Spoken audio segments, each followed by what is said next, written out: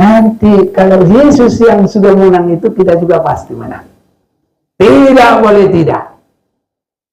Cuma di sini kita yang tidak tahan. Sewaktu Yesus mulai masuk dalam keputusan, dicari kesalahannya, nggak dapat. Akhirnya dipersalahkan karena perkataan rombak bait Allah ini akan saya bangun dalam 3 hari. Itu katanya menghina Allah. Padahal itu inti dari kekristenan. Harus berubah, harus ada pembaharuan, harus mau dibangun, harus mau dibentuk. Ini yang sesungguhnya. Tapi nggak mau, saudaraku. Kalau ada orang sudah nyaman dalam caranya yang lama, yang nggak mau berubah, bertahan, nyaman dia di situ. Mungkin dia bilang, aku sudah baik, ini baik Allah ini sudah baik, ini sudah besar, sudah bagus ini. Nenek moyang kami sudah kerjakan 48 tahun, masa mau dirombak? 46 tahun. Saudara-saudaraku, apapun yang terjadi, kita harus dibaharui dari sehari ke sehari. Haleluya. Tuhan beri kesempatan ini untuk kita beribadah kepadanya. Setiap satu ibadah kalau ada pimpinan Tuhan, itu adalah sangat bernilai tinggi, saudaraku. Karena kita dipersiapkan untuk kehidupan yang mulia dan untuk bersama-sama dengan Tuhan kekal selama-lamanya. Dan saat ini juga kita bersyukur, kita mengingat kembali apa yang terjadi melalui kehidupan Yesus. Dia bangkit dan inilah harinya kita memperingati hari kebangkitannya. Dia sudah mengalahkan maut. Dengan kebangkitan itu, penebusan dosa telah termeterai. Bahkan iblis tidak akan bisa lagi mendakwa orang yang di dalam Tuhan. Dan Yesus juga sudah mengambil kunci maut, sehingga umat Tuhan tidak akan bisa terhilang, tapi mereka akan tetap di dalam penjagaan, perlindungan, dalam pegangan Tuhan kekal selama-lamanya. Itu sebabnya kita sangat bersyukur. Kita tidak hanya merayakan, tapi untuk mengalami sesungguhnya apa kematian, apa kebangkitan, dan apa yang kita harus perbuat di dalamnya. Dalam beberapa hari kita sudah mendengar dari Yohanes pasal 2 itu, Yesus berkata, rombak bait Allah, aku akan mendirikan dalam 3 hari. Tapi ada yang bersuka cita, tapi ada juga yang menolak. Begitu juga untuk sekarang ini, biar kita boleh bersuka cita, apa yang Tuhan perbuat bagi kita. Dia rela mati untuk menanggung dosa kita. Saudara-saudaraku, itu sangat luar biasa bagi kita. Disinilah kita akan lebih memperhatikan mengapa dia menjadi manusia. Adalah untuk bisa mempersekutukan manusia dengan Allah yang Maha Kudus. Jadi Yesus tidak menganggap kesetaraannya dengan Allah, tapi dia mau menjadi manusia, dan dalam keadaan manusia dia rela bukan untuk dilayani tapi untuk melayani dan setia sampai kepada matinya. Itulah untuk penebusan bagi kita, dan itulah kalau Yesus berkata bait Allah yang dirombak adalah dirinya sendiri, dan bait Allah yang akan dibangun adalah dirinya sendiri. Itu dia disebut dirombak, itu menunjuk kepada kematiannya. Ini saudara-saudaraku. Dan untuk proses itu memang dia harus benar-benar menjadi manusia. Kalau dia di dalam keadaan Allah, dia nggak bisa kena dengan dosa. Itu sebabnya waktu semua dosa dunia ditimpakan kepadanya di salib itu, maka Allah Bapa itu menjauh dari dia. Sehingga Yesus berkata, Eli, Eli, lama sabachthani. Mengapa engkau tinggalkan saya? Karena pada saat itu Yesus juru selamat menerima dosa dunia ini. Makanya yang juru selamat itu jangan salah-salah. Ada banyak orang, bahkan kadang saya bilang juga, pendeta berani berkata Yesus bukan juru selamat, Allah Bapa bukan juru selamat, Roh Kudus bukan juru selamat. Semua ada pekerjaannya. Tapi yang juru selamat itu adalah Yesus sendiri. Karena dia sudah diperuntukkan jadi manusia untuk mati tersalib. Kalau dia tidak meninggalkan kealahannya, dia nggak bisa mati. Tuhan nggak bisa mati. Amin, saudaraku. Jadi Yesus itu benar-benar manusia. Itu sebabnya dia dilahirkan oleh manusia. Semua sudah tahu. Maria melahirkan dia. Dalam Matius pasal 1, semuanya boleh baca nanti di rumah ya. Mulai 19 sampai 21 itu jelas sekali disebutkan di situ.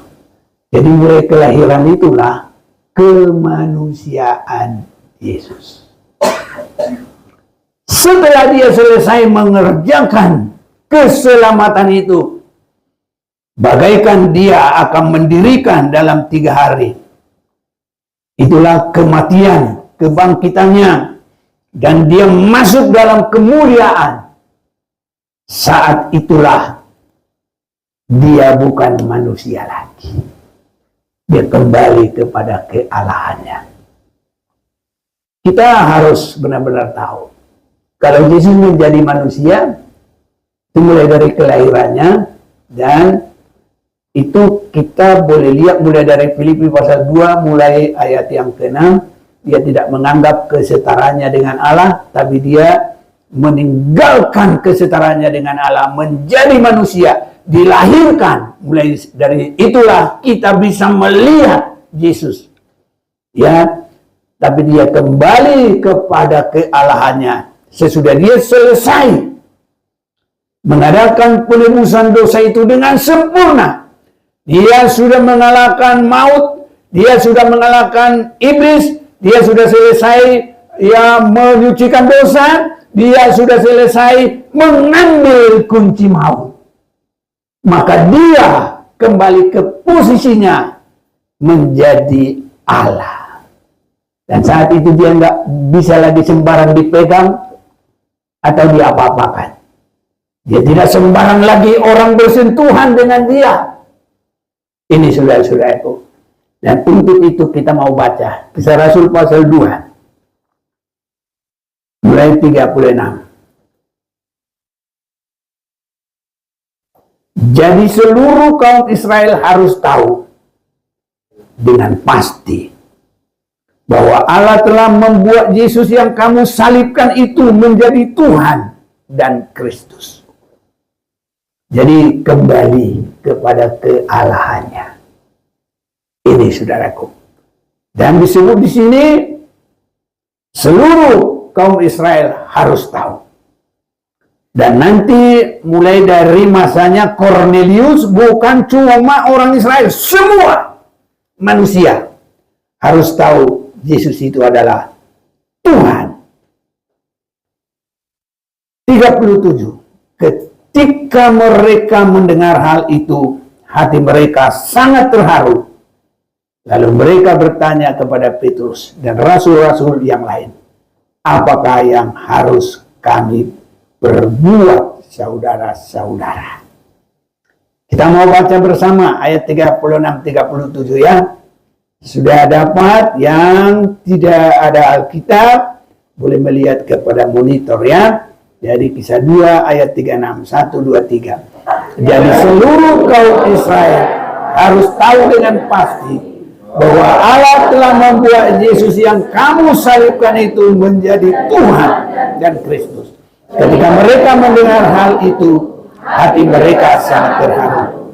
Lalu mereka bertanya kepada Petrus dan rasul-rasul yang lain, apakah yang harus kami perbuat, saudara-saudara? Kita sudah semakin melihat rahasia-rahasia dari firman Tuhan. Kapan kemanusiaan Yesus? Kapan sudah selesai kemanusiaan itu? Karena hanya proses penyelamatan. Dia datang ke dunia dan proses menunjukkan teladan bagaimana kekristenan yang sesungguhnya. Jadi bangunan Yesus Kristus membangun manusia segambar dengan Allah, dan Yesus sendiri adalah gambar Allah yang bisa dilihat oleh mata manusia. Saya mau mengajak kita membaca dalam kitab Kolose. Kitab Kolose pasal yang pertama mulai 15. Keutamaan Kristus. Ia adalah gambar Allah yang tidak kelihatan. Jadi ia itu Yesus. Yesus adalah gambar Allah yang tidak kelihatan. Yesus kelihatan apa tidak? Kelihatan. Yang tidak kelihatan adalah Allah. Tapi yang melihat Yesus sudah melihat Allah. Karena Yesus adalah gambar dari Allah. Nah ini. Yang sulung telah utama, lebih utama dari segala yang diciptakan. Karena di dalam dia telah diciptakan segala sesuatu yang ada di surga dan yang ada di bumi, yang kelihatan dan yang tidak kelihatan. Baik singgasana maupun kerajaan, baik pemerintah maupun penguasa, segala sesuatu diciptakan oleh dia dan untuk dia. Ia ada terlebih dahulu dari segala sesuatu, dan segala sesuatu ada di dalam dia. Ialah kepala tubuh, yaitu jemaat. Ialah yang sulung, yang pertama bangkit dari antara orang mati, sehingga ia lebih utama dalam segala sesuatu.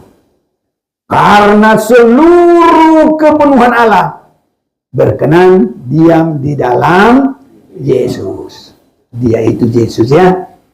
Dan oleh Yesus ia memperdamaikan segala sesuatu dengan dirinya, baik yang ada di bumi maupun yang ada di sorga, sesudah ia mengadakan pendamaian oleh darah salib Kristus.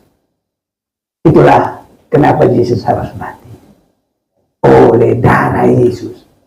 Masa mau disangka lagi Yesus bukan juru selamat. Oleh darahnya, nggak ada yang lain. Amin, saudaraku. Amin. Orang Israel diperdamaikan dengan darah domba ataupun lembu. Tapi kita diperdamaikan langsung dengan anak domba Allah, itulah Yesus Kristus. Haleluya, saudaraku. Kita harus bersyukur ya. Dan syukur kita bukan hanya di mulut, tapi harus mempersembahkan tubuh yang hidup, yang kudus, yang berkenan kepada Allah. Jangan kamu serupa atau segambar atau seteladan dengan dunia, tapi berubahlah. Haleluya.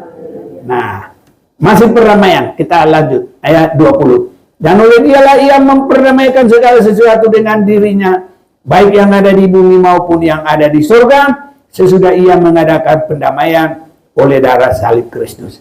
Juga kamu yang dahulu hidup jauh dari Allah dan yang memusuhinya adalah hati dan pikiran seperti yang nyata dari perbuatanmu yang jahat, sekarang diperdamaikannya di dalam tubuh jasmani Kristus oleh kematiannya, untuk menempatkan kamu kudus dan tidak bercela dan tak bercacat di hadapan. Ini saudaraku. Jadi kebangkitan Yesus yang pertama mendirikan umat yang baru. Bukan lagi Yahudi, bukan lagi Israel, tapi satu jalan. Yesus berkata, akulah jalan, kebenaran dan hidup. Lanjutnya, tidak ada yang sampai kepada Allah tanpa melalui Dia. Ini sebenarnya, jadi Israel mau apapun sekarang ini sama, menjadi hidup yang baru di dalam Yesus, ditebus oleh darah Yesus. Kita bersyukur, biarpun kita nggak Yahudi nggak apa-apa. Mau orang Batak silakan, mau orang Papua silakan, mau tiang Jawi monggo, mau orang mulai dari Sabang, orang apa? Aceh, paling ujung Papua ya, ya Papua itu itu satu kota di sana, Merauke ya, Sabang sampai Merauke ya, sama semua di dalam Yesus Kristus. Haleluya, saudaraku. Yang pertama, kalau kebangkitan Yesus ini harus ada. Ketika mereka mendengar hal itu, apa yang dimaksud? Ini kita kembali Kisah Rasul 2 ini, ayat 37. Apa yang mereka dengar? Ayat 36. Jadi seluruh kaum Israel harus tahu dengan pasti bahwa Allah telah membuat Yesus yang kamu salibkan itu menjadi Tuhan dan Kristus. Sudah selesai mengadakan penebusan dosa, mati, tersalib, dihina, diolok, diludahi, semua sudah mati. Dan Allah membuat Yesus yang kamu salibkan itu menjadi Tuhan. Dengan mulai kebangkitan dan dimuliakan, Dia kembali posisi semula. Tuhan, kita harus tahu bagaimana penerimaan yang sesungguhnya dengan itu. Ini harus ada pada kita. Ketika mereka mendengar hal itu, hati mereka sangat terharu. Lalu mereka bertanya kepada Petrus dan rasul-rasul lain, apa harus kami perbuat, saudara-saudara? Ini harus ada dalam kita. Kalau kita jadi Kristen, apa yang kita perbuat? Itu artinya. Mungkin Kristen kalau belum mengerti, supaya aku sembuh, itu bagus. Supaya aku masalah selesai, itu bagus. Supaya saya terberkati, itu bagus. Semua itu bagus. Tapi itukah tujuan utama? Saya bertanya, itukah tujuan utama kita? Kalau itu tujuan utama kita, bahkan Yesus mengadakan 5 roti 2 ikan dimakan 5.000 orang. Kalau orang datang hanya karena itu, Yesus pergi meninggalkan mereka. Ini saudaraku, itu sebabnya kita harus ada satu gerak. Bagaimana kita kalau Yesus sudah bangkit? Ya, maka dijawab oleh Petrus kepada mereka, bertobatlah, hendaklah kamu masing-masing memberi dirimu dibaptis dalam nama Yesus Kristus untuk pengampunan dosamu. Jadi pertama harus ada terjadi pembaharuan. Haleluya. Rombak yang lama, aku akan memperbaharui, mau bangun yang baru. Untuk apa? Nanti kalau kita ke Yerusalem baru, Tuhan harus lihat semua. Lihat, aku jadikan semuanya baru. Ini saudara-saudaraku, semua hidup kita, pikiran kita, tingkah laku kita, cara kita, nikah kita, rumah tangga kita, cara kerja kita, harus semua yang baik, yang baru di dalam Tuhan. Nanti kalau ada yang masih cacat celak, ini tidak boleh ini. Kita kayak masuk nanti di dalam X-ray, masuk pesawat. Ada saudaraku negara sangat benar-benar teliti, nggak boleh main-main. Ya, dari sana sudah disebutkan, buka sepatu, buka topi, buka jaket, buka ikat pinggang, semua lengkap. Tak boleh. Kalau seandainya kita lupa, ada koin, nah, itu bisa disuruh pulang lagi sih, karena ketatnya penjagaan. Itu belum apa-apa. Nanti kalau ke Yerusalem baru benar-benar X-ray-nya Tuhan, tidak main-main. Semua alat kalah. Karena Tuhan adalah yang maha kuasa, yang maha tahu segalanya. Haleluya. Tapi kalau kita mau, makanya kita beribadah, kita bersyukur. Itu ibadah itu adalah cara Tuhan membangun kita. Ini saudaraku. Jadi ibadah kita ini harus benar-benar membangun manusia yang tidak bercacat celah. Jadi itulah ibadah-ibadah kita. Itu sebabnya sebelum Yesus naik, dia sudah berkata dalam Yohanes pasal yang ke-21 mulai 15, sesudah sarapan, Yesus berkata kepada Simon Petrus, Simon, anak Yohanes, apakah engkau mengasihi aku lebih daripada mereka ini? Jawab Petrus kepadanya, benar Tuhan, engkau tahu bahwa aku mengasihi engkau. Kata Yesus kepadanya, gembalakanlah domba-dombaku. Hal ini berlaku sampai 3 kali. Nah, kalau sudah tahu 3 kali, yang 2 nggak usah dulu kita baca lagi lah. Jadi inilah saudara-saudaraku, ibadah bangunan Tuhan. Setelah dia selesai mengadakan penebusan dosa, dia bangkit, dia menampakkan dirinya berapa hari?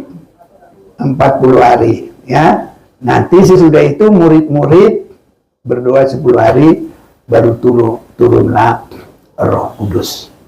Nah, jadi saudara-saudaraku, Yesus di dalam bangunan yang baru, nah itulah yang kita sering baca, Efesus pasal 4. Kita juga mau baca ini. Ini harus pelan-pelan kita pelajari dan harus mengerti. Dan kalau sudah ngerti, hati kita harus menjadi hati yang lembut kepada firman. dan lembut dalam penggembalaan. Karena anti dari bangunan Yesus adalah hati yang keras, hati yang melawan. Kalau hati yang keras tidak mau berubah, hati yang berani melawan, itu seperti mahkamah agama dan ahli-ahli Taurat. Itu membangun yang baru 3 hari lagi. Nenek moyang kami membangun ini. Berapa tahun? 46 tahun. Bangga dia.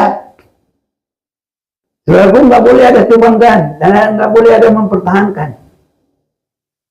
Kalau umat Israel ada keras kepala, Tuhan tidak mau bersama mereka ke tanah Kanaan. Karena apa? Keras hati. Itu sebabnya, saudaraku, kita semua kalau mau dibangun harus bagai tanah liat, siap dibentuk. Demikian hidupku di tanganmu, dengan urapan kuasa Rohmu ku dibaharui selalu. Jadikan ku alat dalam tanganmu, dalam rumahmu ya,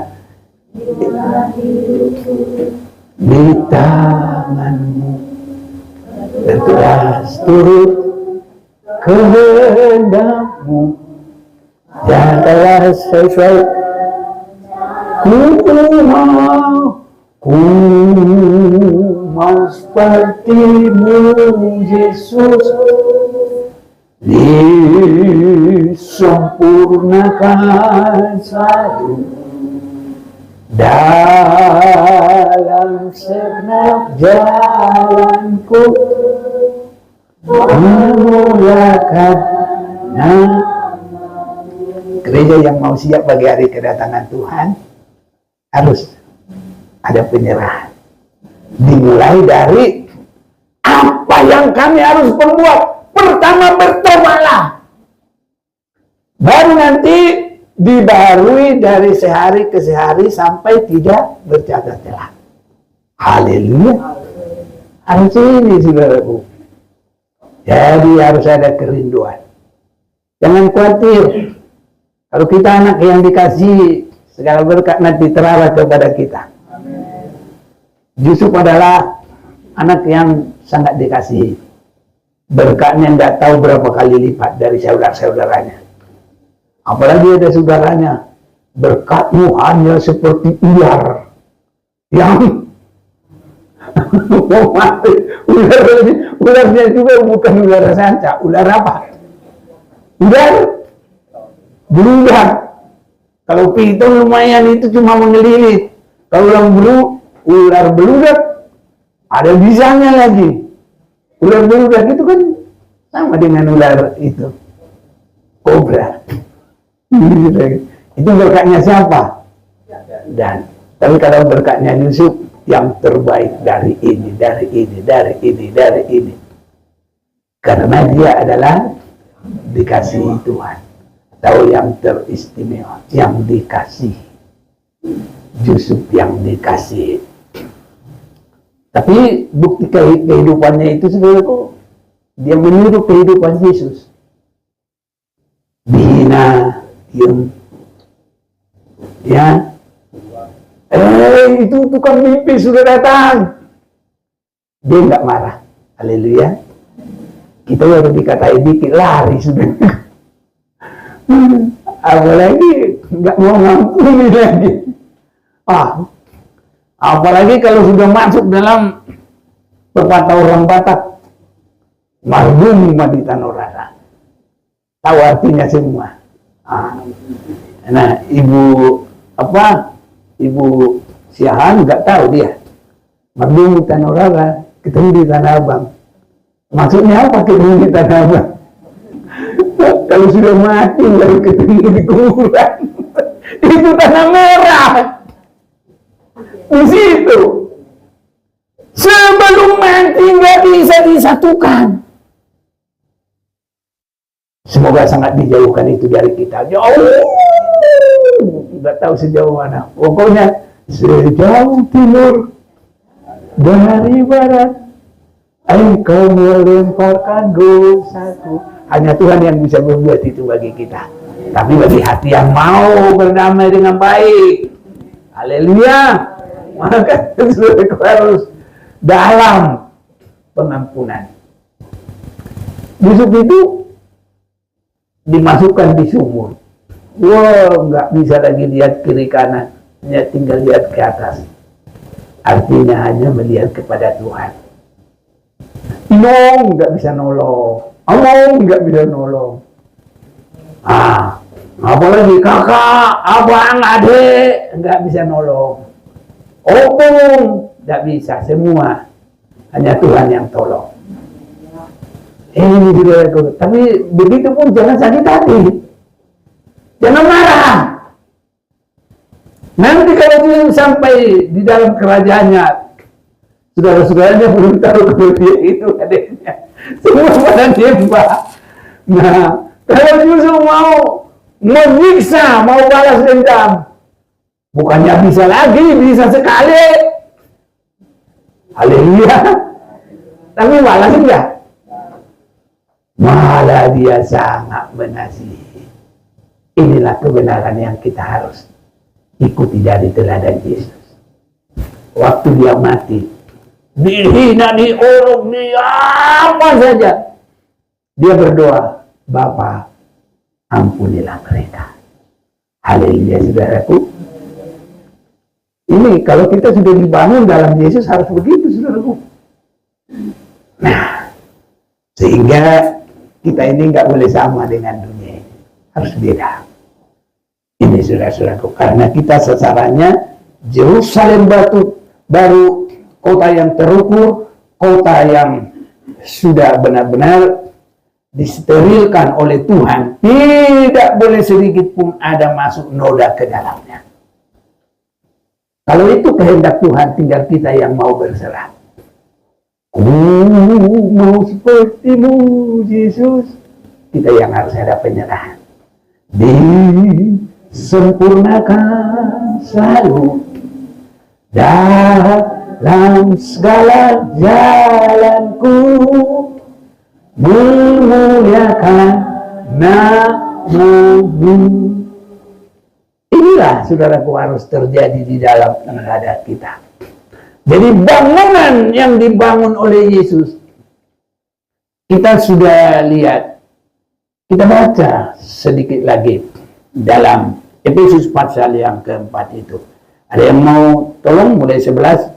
Ayat yang ke-11 Efesus 4 yang firman Tuhan. Dan ialah yang memberikan baik rasul-rasul maupun nabi-nabi, baik pemberita-pemberita Injil maupun gembala-gembala dan pengajar-pengajar, untuk memperlengkapi orang-orang kudus bagi pekerjaan pelayanan, bagi pembangunan tubuh Kristus, sampai kita semua telah mencapai kesatuan iman dan pengetahuan yang benar tentang anak Allah, kedewasaan penuh dan tingkat pertumbuhan yang sesuai dengan kepenuhan Kristus. Ya, jadi kita harus sampai kepada kepenuhan Kristus. Jadi itu dia yang sudah datang dari surga, dia sudah turun ke dalam bumi lewat kematiannya, dia bangkit, dia naik lagi, dia yang memilih. Seperti tadi Petrus dipilih, tapi banyak lagi nanti. Dan sekarang ini juga harus ada gembala yang benar-benar kita mau berserah untuk mau dikoreksi, mau diarahkan, mau dibimbing. Haleluya. Kan Tuhan sudah bilang, Petrus apa? Gembalakanlah domba-dombaku. Kalau saudara gembala, ya gembalakan domba-dombamu. Tapi kalau saudara bukan gembala, harus mau bergembala. Nah ini, saudara-saudaraku, supaya nanti bisa domba yang berkenan kepada Tuhan. Sebab domba yang berkenan itu bukan semua domba, saudaraku. umurnya saja harus setahun. Baru itu yang cocok dipersembahkan. Dan semua ada syaratnya. Jangan bercacat celah. Jangan yang timpang. Jangan yang buta. Karena di dalam Maliaki, kamu menghina. Kamu mempersembahkan persembahan yang timpang, yang buta. Jadi artinya semua saudaraku hidup kita ini nanti harus tidak bercacat celah. Ini dari mana datangnya? Mau tergembala. Sejumlahnya Yesus berkata, Petrus, gembalakanlah domba-dombaku. Jadi saudara-saudaraku, kehidupan kita ini dalam penggembalaan. Tapi gembala jangan semau-maunya. Kalau nggak ada firman, jangan sembarang ngomong. Nanti itu kacau. Tapi kalau yang disampaikan itu adalah benar firman Tuhan, mengarah kepada gereja yang sempurna. Jangan benci. Jangan melawan. Bahkan kita di dalamnya harus sebagai tanah liat untuk dibentuk. Atau tanah yang baik, yang tidak keras, yang tidak berbatu-batu, yang tidak banyak semak duri, untuk ditanami oleh benih firman Tuhan. Ini saudaraku, harus itu terjadi dalam hidup kita. Jadi pokoknya biarpun di dalam tempat ibadah, di kelompok orang Kristen, kalau dia berhati keras, Tuhan tidak ada bersama dia. Karena Tuhan tidak mau dengan orang yang keras. Haleluya. Itu bukan saya yang ngomong. Betul apa enggak? Ya saya sampaikan. Tapi itu bukan dari saya. Itu adalah dari firman Tuhan. Ya, Keluaran 33 ya Pak. Wajar lagi deh. Ayo. Mulai satu deh, biar cepat. Satu. Berfirmanlah Tuhan kepada Musa, pergilah, berjalanlah dari sini, engkau dan bangsa itu yang telah kau pimpin keluar dari tanah Mesir, ke negeri yang telah kujanjikan dengan sumpah kepada Abraham, Ishak dan Yakub. Demikian, kepada keturunanmu lah akan kuberikan negeri itu. Aku akan mengutus seorang malaikat berjalan di depanmu, dan akan menghalau orang Kanaan, orang Amori, orang Het, orang Peris, orang Hewi, dan orang Yebus, yakni ke suatu negeri yang berlimpah-limpah susu dan madu. Sebab aku tidak akan berjalan di tengah-tengahmu, karena engkau ini bangsa yang tegar tengkuk, supaya aku jangan membinasakan engkau di jalan. Iya, jadi aku tidak mau bersama, tidak mau berjalan bersama. Tapi kalau Henok apa? Bergaul dengan Allah sepanjang hidupnya selama 300 tahun. Terus bersama. Berarti saya yakin Henok ini hatinya sangat lembut. Iya. Amin. Kiranya kita juga punya hati yang lembut. Kalau tadinya keras, ya sudah. Harus dirombak, saudaraku. Kalau mau diberkati oleh Tuhan. Seperti Yusuf itu hatinya lembut. Tidak ada perlawanan. Mau dihina, diketawain, diolok-olok. Hei, sudah datang tukang mimpi. Marah dia juga. Nggak marah, saudaraku. Kita diolok aja dikit langsung lari. Ya, jangan, saudaraku. Kalau kita tahu ada firman, itu lebih utama dari semuanya. Ini saudara-saudaraku. Itu sebabnya hati yang lembut digembalakan. Itu sangat baik. Ibrani pasal 13 ayat 17. Taatilah pemimpin-pemimpinmu dan tunduklah kepada mereka. Sebab mereka berjaga-jaga atas jiwamu sebagai orang-orang yang harus bertanggung jawab atasnya. Dengan jalan itu mereka akan melakukannya dengan gembira, bukan dengan keluh kesah. Sebab hal itu tidak akan membawa keberuntungan bagimu. Jadi, Kalau gembala itu, biarpun saudara tidak lihat, hatinya itu juga hancur. Ya, lihat ada yang keras, ada yang ya segala macam lah saudara-saudaraku. Mungkin dia bilang macam-macam. Tapi kalau boleh, justru kita adalah pendukung saudaraku. Amin. Penopang. Doakan dengan sungguh-sungguh. Karena kita kan sama-sama manusia, saudaraku. Ada waktunya lemah. Ya, apalagi kalau dibikin. Aduh, saudara-saudaraku, nanti kita terpaksa semua, terpaksa berkhotbah, terpaksa melayani. Ya, kadang-kala takut tersinggung, takut marah, takut apa. Ya, ini saudaraku. Makanya taatilah pemimpin-pemimpinmu.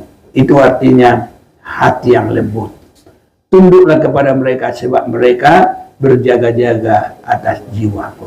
Jadi kalau benar-benar dipimpin saudara-saudaraku kepada kebenaran firman, mari kita dengan hati yang lembut saudara-saudaraku ya. Itulah kesenangan para gembala. Tapi kalau susah dituntun, selalu meronta, selalu melawan, aduh, bukan menangis lagi saudara-saudaraku. Semuanya bisa terjadi. Kadang-kala kalau nggak kuat, seperti Elia saja, kadang-kala apa?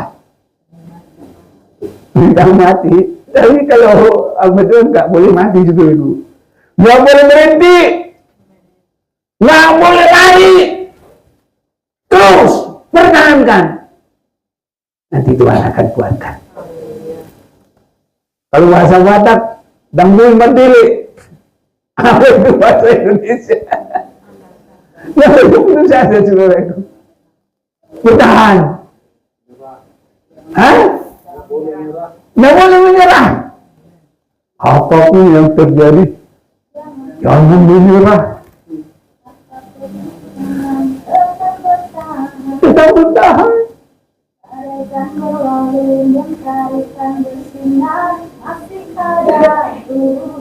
Haleluya. Masih ada Tuhan. Seandainya pun jatuh, tidak boleh. Iya, begitu sudah itu. Karena kemanusiaan ini kan bisa saja jatuh. Tapi jangan sampai tergeletak. Jangan berhenti. Jangan tidur. Bangun. Haleluya. Maju terus anak Tuhan. Nanti kalau Yesus yang sudah menang itu, kita juga pasti menang. Tidak boleh tidak. Cuma di sini kita yang tidak tahan. Sewaktu Yesus mulai masuk dalam keputusan, dicari kesalahannya, nggak dapat. Akhirnya dipersalahkan karena perkataan rombak bait Allah ini akan saya bangun dalam 3 hari. Itu katanya menghina Allah. Padahal itu inti dari kekristenan. Harus berubah, harus ada pembaruan, harus mau dibangun, harus mau dibentuk. Ini yang sesungguhnya. Tapi nggak mau, saudaraku. Kalau ada orang sudah nyaman dalam caranya yang lama, yang nggak mau berubah, bertahan, nyaman dia di situ. Mungkin dia bilang, aku sudah baik, ini baik Allah ini sudah baik, ini sudah besar, sudah bagus ini. Nenek moyang kami sudah kerjakan 48 tahun, masa mau dirombak? 46 tahun. Saudara-saudaraku, apapun yang terjadi, kita harus dibarui dari sehari ke sehari. Haleluya. Nah, saya memperhatikan saudara-saudaraku, hari keselamatan itu bagi kita tidak terus-terus. Bangsa Israel dalam kekerasannya tidak boleh terus-terus. Akhirnya mereka biarpun sudah sampai di tanah Kanaan, pertama dibuang kemana? Babel. Itu buang. Kalau mereka masih mau menjadi umat Tuhan, harus benar-benar bertobat dan dibaharui. Makanya Sadrak, Mesak, Abednego dan Daniel, mereka mengambil kesimpulan untuk tidak menajiskan diri. Haleluya. Orang kalau mau menjadi umat Tuhan harus begitu, saudaraku. Makanya waktu Yesus itu bangkit, apa yang harus kamu perbuat, saudara-saudara? Petrus menjawab, bertobatlah, berilah dirimu dibaptis. Artinya, kubur hidup yang lama. Yang lama sudah berlalu, yang baru sudah bangkit, sudah datang. Haleluya. Dan 2 Korintus 4 ayat 16. Ayo. Meskipun manusia lama kami semakin merosot, tapi manusia rohani kami dibarui dari sehari ke sehari. Enggak cepat lagi baca ya. Enggak sempat lagi baca, enggak usah baca. Tapi bacalah. Ayat 16, sebab itu kami tidak tawar hati, tetapi meskipun manusia lahiriah kami semakin merosot, namun manusia batiniah kami dibaharui dari sehari ke sehari. Saudara-saudaraku, ini harus ada pada kita.